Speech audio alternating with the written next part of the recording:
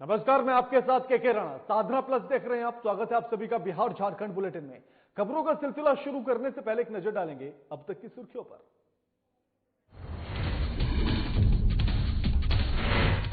Corona virus के खतरे को देखते हुए सीएम नीतीश कुमार ने की समीक्षा बैठक। बिहार में कोरोना संक्रमित की संख्या हुई 97। 42 में स्वस्थ राशन वितरण को लेकर भी की गई चर्चा। धनबाद में मिला कोरोना का दूसरा पॉजिटिव केस। प्रशासन में मचा हड़कंप। डीआरएम ऑफिस सहित शहर के कई हिस्सों में कर्फ्यू का ऐलान।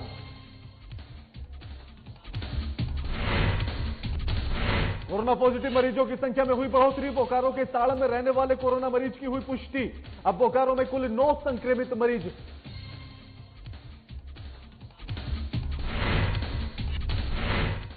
कोरोना वायरस को लेकर प्रशासन अलर्ट। सुपौल में कोरोना मरीजों के ठीक होने की संख्या में लगातार हो रहा है इजाफा। इस जिले में लोगों ने जिला पदाधिकारी के कामकाज की जमकर की है तारीफ। वैशाली में रसूलपुर गांव पहुंचा सीआरपीएफ का पार्थिव शरीर। पूरा इलाका हुआ गमगीन। शहीद राजीव को श्रद्धांजलि देने के लिए उमड़ी भीड़।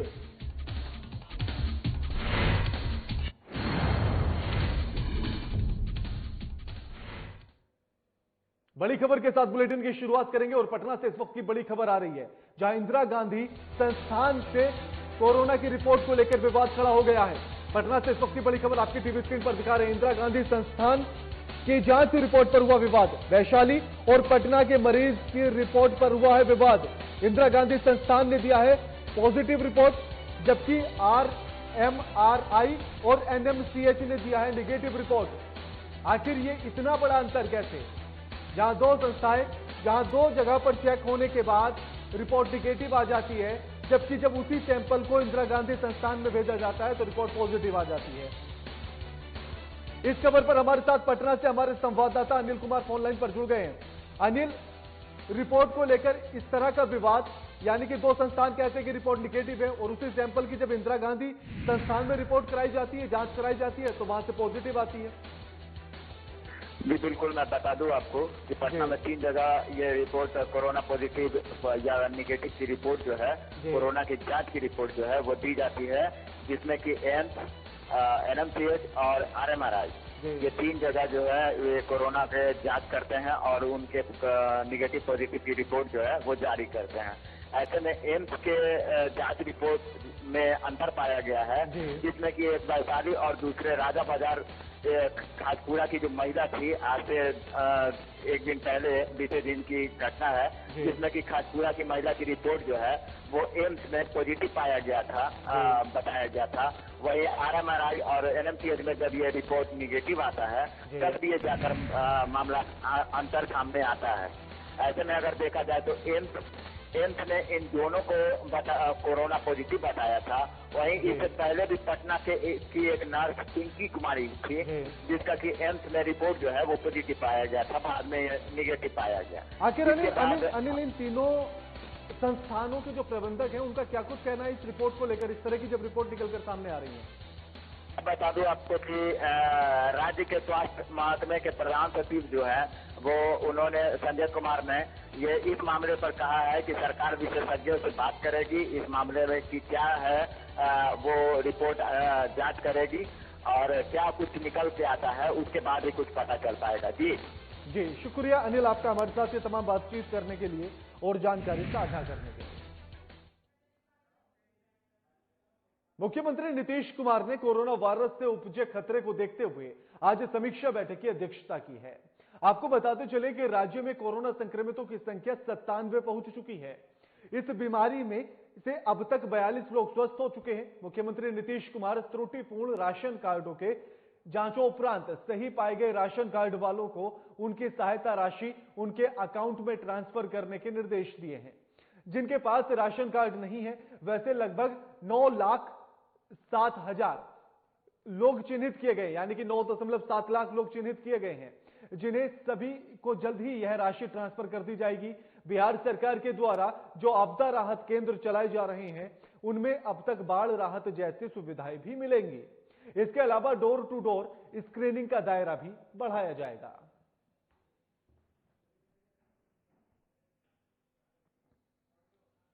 स्वास्थ्य सचिव ने अभी आपको ब्रीफ किया कुल 96 केस हो गए हैं।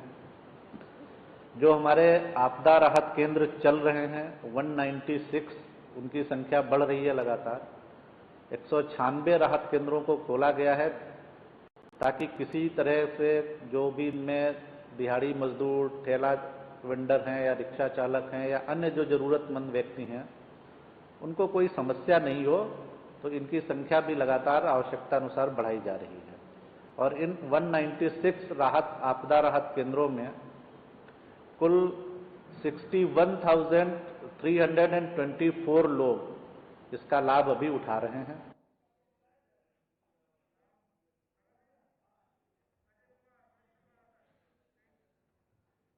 इस खबर पर हमारे साथ हमारे वरिष्ठ संवाददाता अजय कुमार फोनलाइन पर जुड़ गए हैं।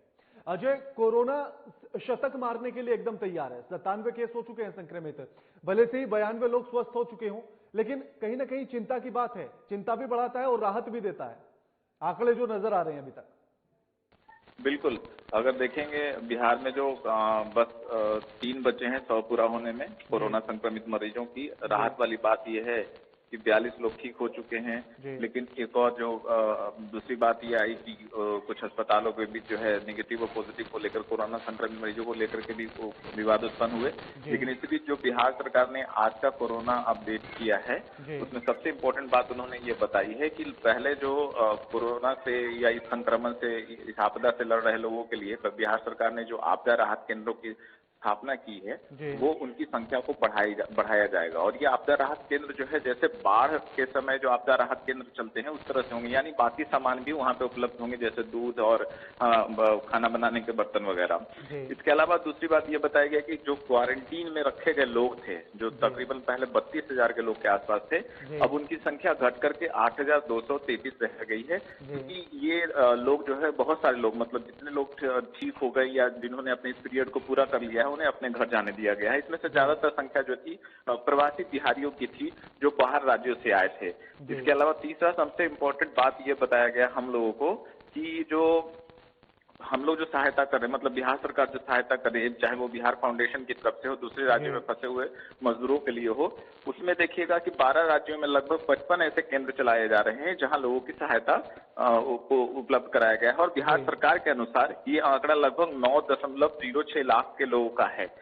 तो ये एक बड़े राहत वाली बात है कि बिहार सरकार सतत रूप से प्रयासरत है।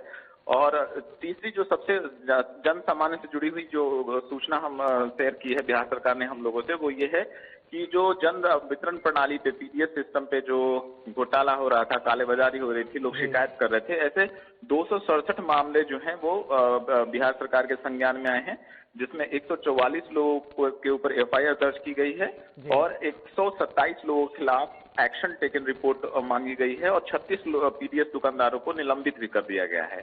वहीं देखेंगे एक और राशन कार्ड से रिलेटेड अपडेट है जो बहुत महत्वपूर्ण है लोगों के लिए, वो है कि जिनके पास राशन कार्ड नहीं है उसके लिए जीविका दीदियों से इन लोगों ने सर्वे कराया था बिहार सरकार ने, और ऐसे लगभग 9.7 लाख लोग चिन्हित किए गए हैं और इनको भी वैसी ही सुविधा मिलेगी जो जिनके पास राशन कार्ड के दौरान जैसे 1,000 रुपए देने की बात होगी या फिर बाकी जो सहायता खाद्यान्न देने की सहायता होगी वो इस तरह से होगी। और जो दूसरा इंपॉर्टेंट बात है, बिहार सरकार ने बताया कि लगभग 1 करोड़ 2 लाख रुपए की राशि जो है राशन कार्ड धारियों के खाते में हस्तांतरित की गई है, ट्रांसफर किया गया है, जो 1,000 रुपए पर राशन कार्ड धारियों को देने की बात कही गई थी। लेकिन इस सब में एक इंपॉर्टेंट चीज भूल गया शायद वो मेंशन करना, हालांकि ये मेरा भी सवाल था कि अभी तक फ्री का राशन जो है पीडीएस दुकानदारों ने नहीं बांटा है बिहार में, और कहा है कि उन्हें अभी भी राशन, जो मुख्यमंत्री ने 3 महीने का राशन फ्री करने की बात कही थी, वो राशन फ्री अभी नहीं आया है। हम पैसा दे के ला रहे हैं, इसलिए हम आपसे पैसा लेंगे, तो शायद अगली बार जो है संभव हो कि ये फ्री राशन मिल पाएगा। जी राणा जी बिल्कुल अजय, और आज जिस तरह से बैठक में समीक्षा की गई और मुख्यमंत्री साहब ने कहा कि जो 9.7 लाख ये लोग हैं जिनके पास राशन कार्ड नहीं है उनको जल्द से जल्द पैसा दिया जाएगा, उसके बाद भी बिहार से ऐसी तस्वीरें भी निकलकर सामने आ रही हैं जहां अनाज की दिक्कतें हैं, जहां लोग आत्महत्या तक करने के लिए तैयार हैं। आखिर कब तक ये पैसा ट्रांसफर होगा? और जिस तरह से अभी आपने भी बोला कि एक सवाल आपका भी है कि जहां जो फ्री में राशन उपलब्ध कराना था 3 महीने का, वो अभी तक नहीं कराया गया, आखिर कब तेजी आएगी? एक चीज तो ये है, अब इसको लाल फीताशाही कहें या फिर इम्प्लीमेंटेशन में जो इन लोगों का जो बहुत ज्यादा समय लेता है, या फिर कागजी कार्यवाही सरकारी काम में जिस तरह की बरती जाती है, वो बिल्कुल साफ झलक रहा है। जो आज रोहतास से जो खबर आई है, जिसमें एक व्यक्ति जो है वो अपने घर में लोगों को अच्छे से खाना नहीं खिला पा रहा था, जिसकी वजह से उसने आत्महत्या करने की कोशिश की, तो निश्चित रूप से एक सवालिया निशान तो उठाता है। दूसरी बात है, लोगों के रोजगार छिन गए हैं। हालांकि आज से सरकार ने ये कहा है कि मनरेगा पे काम शुरू होगा और ग्रामीण इलाकों में जो काम शुरू किए जाने हैं सरकार की तरफ से सहायता से, वो सब पे काम करना शुरू हो गया है। इसके कारण से समझिए आज लॉकडाउन जो है पटना में दिखा भी, तो बहुत से सरकारी दफ्तर खुले हुए थे, वहां पे लोग आ रहे थे, अपने कारों से आ जा रहे थे। लेकिन जो कार से आ नहीं जा सकते, जिनको डेली के पैसे से आधा किलो 1 किलो आटा खरीदते हैं, उनके लिए समस्या तो है ही। इस बात को मानना पड़ेगा सरकार को भी। बिल्कुल बिल्कुल। शुक्रिया अजय आपका हमारे साथ ये तमाम बातचीत करने के लिए और जानकारी साझा करने के लिए। खबर वैशाली के पटेढ़ी बेलसर से है, जहां रसूलपुर गांव में जैसे ही शहीद सीआरपीएफ के हेड कांस्टेबल राजीव शर्मा का पार्थिव शरीर पहुंचा तो पूरा इलाका गमगीन हो गया। वहीं शव पहुंचने पर परिजनों में कोहराम मच गया। यही नहीं, शहीद राजीव शर्मा का पार्थिव शरीर राष्ट्रीय तिरंगे से जब लिपटा हुआ आया तो जैसे ही गांव में प्रवेश किया, वैसे ही भारी संख्या में लोग जुटने लगे, फूल बरसाकर शहीद राजीव को श्रद्धांजलि देने लगे। करीब 5 किलोमीटर लंबी कतारें लगने लगी, जहां लोगों ने शहीद राजीव शर्मा के पार्थिव शरीर पर फूल बरसाए और राजीव शर्मा अमर रहे के नारे भी वातावरण में गूंजते हुए नजर आए। साथ ही आपको बता दें कि इसके बाद पूरे राजकीय सम्मान के साथ शहीद राजीव को अंतिम विदाई दी गई। इस दौरान उन्हें गार्ड ऑफ ऑनर दिया गया। साथ ही इस मौके पर सीआरपीएफ के आईजी राजकुमार, डीआईजी संजीव राव के अलावा वैशाली डीएम उदिता सिंह भी मौजूद रहीं। साथ ही एसपी गौरव मंगला, सदर एसडीपीओ राघव दयाल समेत बड़ी संख्या में पुलिस बल उपस्थित रहा। शहीद राजीव शर्मा के निजी जमीन पर उनका अंतिम संस्कार किया गया है। शहीद जवान के पुत्र आयुष ने अपने पिता को मुखाग्नि दी है। वहीं इस दौरान सीआरपीएफ और जिला प्रशासन की ओर से पुष्प अर्पित कर शहीद जवान को श्रद्धांजलि दी गई। हालांकि इस दौरान प्रशासन की ओर से लॉकडाउन अनुपालन कराने की पूरी कोशिश भी की गई, लेकिन शहीद जवान को श्रद्धांजलि देने के लिए जो लोगों का हुजूम उमड़ा, आपको बताते चले कि 2 दिन पहले जम्मू कश्मीर में आतंकवादियों के साथ हुए मुठभेड़ में 3 जवान शहीद हुए थे, जिनमें से वैशाली के रहने वाले राजीव शर्मा भी शामिल थे। तस्वीरें आपकी टीवी स्क्रीन पर हैं। इस उमड़ती हुई भीड़ को देखिए, जहां लॉकडाउन से फर्क नहीं पड़ता है, क्योंकि मां भारती का एक लाल शहीद हो गया है। सीआरपीएफ के हेड कांस्टेबल राजीव शर्मा वैशाली के रहने वाले 2 दिन पूर्व परसों एक मुठभेड़ में शहीद हो गए। हमारे 3 साथी शहीद हुए इस मुठभेड़ में। राजीव शर्मा की आज अंत्येष्टि यहाँ की गई और इस दुख के समय पूरे परिवार के साथ सीआरपीएफ पूरा विभाग पूरे परिवार के साथ खड़ा हुआ है और हम लोग की जिम्मेदारी है कि इस परिवार की देखभाल करें, शहीद के परिवार की, और जो भी हमारे बस में होगा वो सारी कार्य परिवार के लिए हम करेंगे। एक छोटे से ब्रेक के लिए रुकेंगे, जल्द हाजिर होते हैं।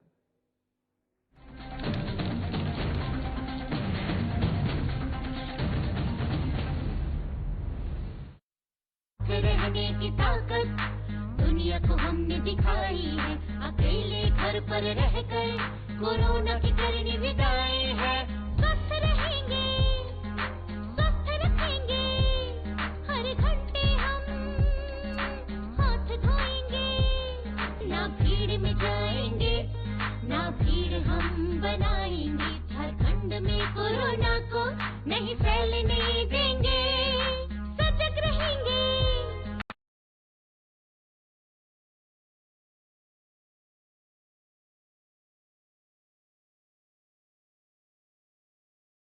संयमित रहेंगे, अफवाहों को ना हम सुनेंगे। सरकार प्रशासन की हर बात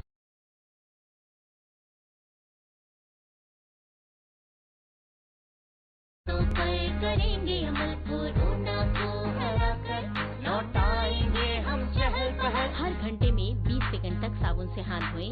जिनमें दिखे लक्षण उनसे 2 मीटर की दूरी बनाएं। लक्षण दिखने पर डॉक्टर से जांच करवाएं। नाक का मुंह पर हाथ न लगाएं। हर क्षेत्र से कोरोना को भगाएं। सजग रहें, स्वस्थ रहें। हेमंत सरकार हर पल आपके साथ। सूचना और जनसंपर्क विभाग झारखंड सरकार द्वारा जनहित में जारी।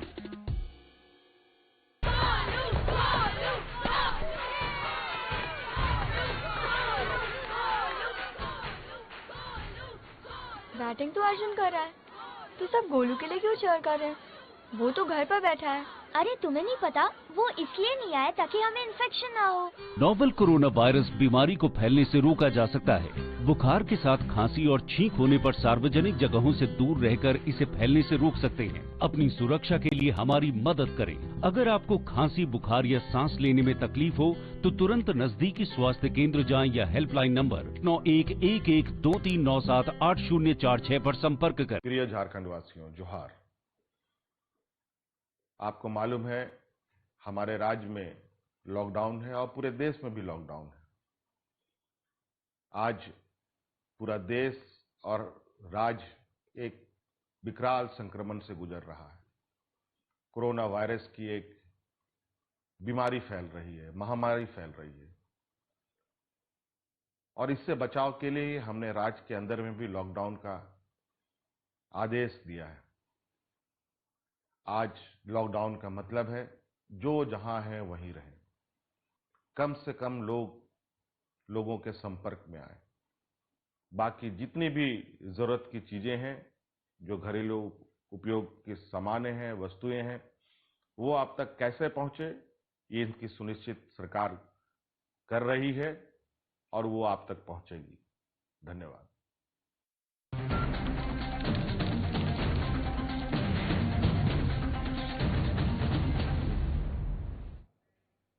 ब्रेक के बाद स्वागत है आप सभी का। गिरिडीह जिले के गावन प्रखंड स्थित मालडा पीएचसी में बने क्वारंटीन होम में मजदूरों के आइसोलेशन का समय पूरा होने के बाद उन्हें क्वारंटीन होम से नहीं छोड़े जाने पर उपवास शुरू कर दिया गया है। आपको बता दें कि 21 दिन पूर्व 41 मजदूरों को क्वारंटीन होम लाया गया था, यानी कि 21 दिन पहले, और जो बिहार से बंगाल जा रहे थे, और एक सप्ताह पूर्व हम सभी मजदूरों का क्वारंटीन किया गया था, यह मजदूरों का कहना है। लेकिन समय पूरा होने के बाद भी उनको नहीं छोड़ा जा रहा है।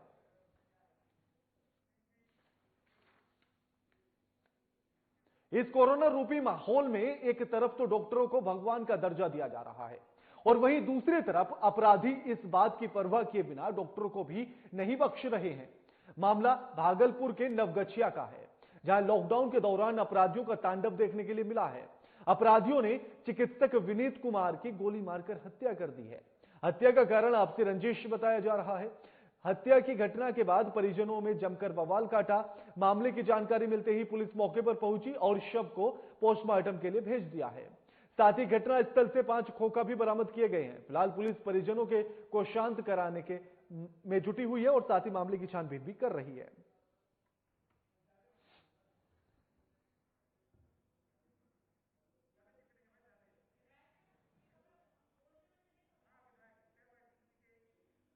कोरोना महामारी की रोकथाम को लेकर झारखंड के पूर्व मुख्यमंत्री और धनवार विधायक बाबूलाल मरांडी के द्वारा धनवार बाजार सहित पूरे प्रखंड क्षेत्र में सैनिटाइज किया जा रहा है। आपको बता दें कि साफ सफाई के उद्देश्य से पूरे क्षेत्र में कोरोना महामारी से बचाव को लेकर बाबूलाल मरांडी अपने मद से पूरे धनवार प्रखंड क्षेत्र को सैनिटाइज कराने का निर्णय लिया है।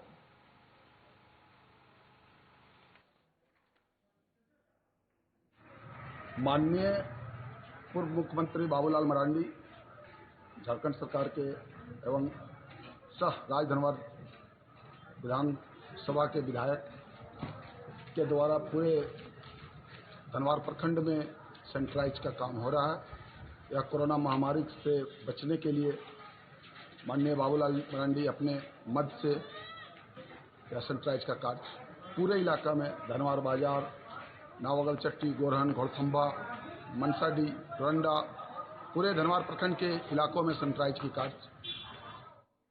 गढ़वा एसपी अश्विनी सिन्हा ने कोरोना वायरस को लेकर सोशल डिस्टेंसिंग बनाए रखने के उद्देश्य से शहर के सभी बैंकों का निरीक्षण किया है। इस दौरान वो सबसे पहले पीएनबी बैंक के बाहर खड़ी लंबी लाइनों को देखकर रुके और सभी को सोशल डिस्टेंसिंग बनाते हुए बैंक के अंदर जाने का निर्देश दिया है। उसके बाद उन्होंने बैंक के अंदर के भीड़ का निरीक्षण किया। वहीं एसपी ने शहर के एसबीआई का मेन ब्रांच के सामने लगे एटीएम और बैंक के अंदर में कार्य कर रहे कर्मियों को लोगों से सोशल डिस्टेंसिंग का पालन करने के निर्देश दिए हैं। वहीं उन्होंने एसबीआई पिपरा कला में पाया गया कि बैंक कर्मियों के द्वारा सोशल डिस्टेंसिंग का पालन करते हुए लोगों की सहायता की जा रही है।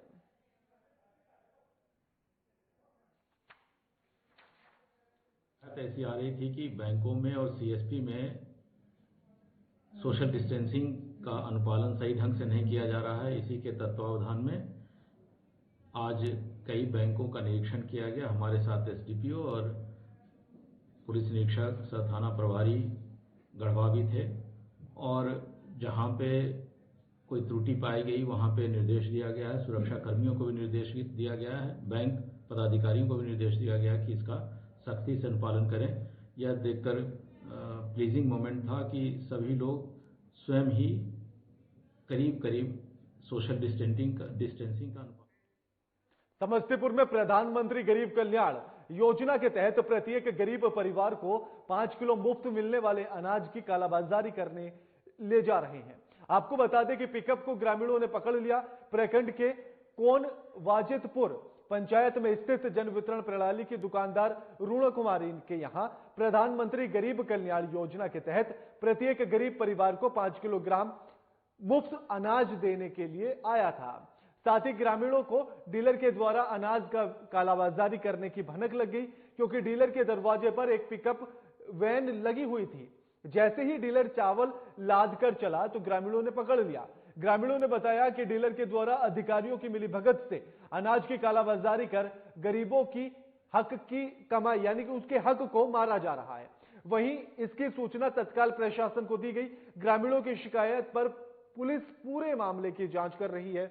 ग्रामीणों ने जांच करने गए प्रखंड आपूर्ति पदाधिकारी को बंधक बना लिया और डीएम को बुलवाने की मांग करने लगे। इसके बाद प्रखंड के अंचला अधिकारी धर्मेंद्र पंडित और मुफस्सिल थाना अध्यक्ष विक्रम आचार्य दलबल के साथ पहुंचे।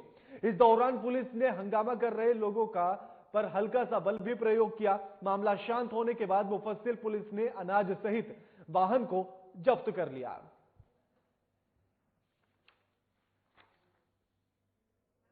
वाजिदपुर पंचायत के 4 नंबर वार्ड का डीलर है रूणा कुमारी, 5 नंबर रूणा कुमारी। ये जो है सो आम पब्लिक का कोटा खा करके मोट हो रहे हैं, कोटा बेच रहे हैं। पब्लिक जो है सो यहाँ तराही कर रहा है। पब्लिक को फील हुआ कि कोटा बिक रहा है। हम पब्लिक लोग जो है सो जाकर के गाड़ी को पकड़ लिए हैं। जा रहा था ये अनाज का ये गाड़ी बिक करके कहीं और जा रहा था, जो कि हम लोग को मालूम नहीं है। डीलर साहब जो रूणा कुमारी है डीलर, वो वजन में कम देती है, 20 किलो कह के देती है, तो यहाँ घर पर उतारता है 12 किलो, 14 किलो, 15 किलो। उस पर जो पब्लिक कुछ बोलना चाहता है तो एक शब्द में कहती है कि तुमको जहाँ जाना है वहाँ जाओ। अगर 2 बार बोल दिया, 3 बार बोल दिया तो उसको एक आध तबड़ाक लगा ही दिया, समझना।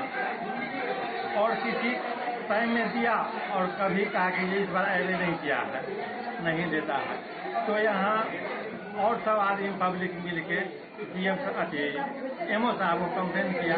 लेकिन एमओ साहब के यहाँ कंप्लेन करने के बाद ले दे के दफा सफा केस हो जाता है कुछ नहीं। तो डीलर का कहना है कि तुम लोग को जहाँ जाना है वहाँ जाओ। कि हमको सूचना मिली कोई रूणा कुमारी डीलर है, उसका माल पकड़ा गया। तो यहाँ पब्लिक द्वारा पकड़ा गया था और मैं यहाँ पे कहते हैं कि एकता में बड़ी ताकत होती है और हम एक होकर बड़ी से बड़ी जंग को बड़ी आसानी से जीत सकते हैं। और इसका एक सबसे बेहतरीन उदाहरण है कोविड-19 के खिलाफ जिस तरह से पूरा हिंदुस्तान जंग को जीत रहा है, लड़ रहा है और जीत की तरफ भी जा रहा है। इसी को लेकर जिस तरह से बॉलीवुड के कलाकारों ने एक बड़ी ही खूबसूरत वीडियो को बनाया था, जिसमें कोरोना के खिलाफ कोरोना को हराना और हिंदुस्तान को जिताने की बात कही गई थी, यानी कि प्रेरणा देने की बात कही गई थी। उसी की तर्ज पर झारखंड के कलाकारों ने भी एक वीडियो जारी किया है और उसको नाम दिया है मुस्कुराएगा इंडिया। वो एक ऐसा वीडियो है, या कहें कि उस वीडियो के माध्यम से एक ऐसा गीत है जो कोरोना के संघर्ष में, या कहें कि कोरोना की उदासी में मुस्कुराहट की उम्मीद को जगाता है। और इस खूबसूरत गीत के साथ हम आपको छोड़े चलते हैं। सोचिएगा, मनन कीजिएगा और इस खूबसूरत गीत से मुस्कुराहट लेकर आइएगा। बड़ी मुसीबत का एक आहट दिखाई दे रहा है। इससे बचने के लिए आप निश्चित रूप से सरकार के नियमों का पालन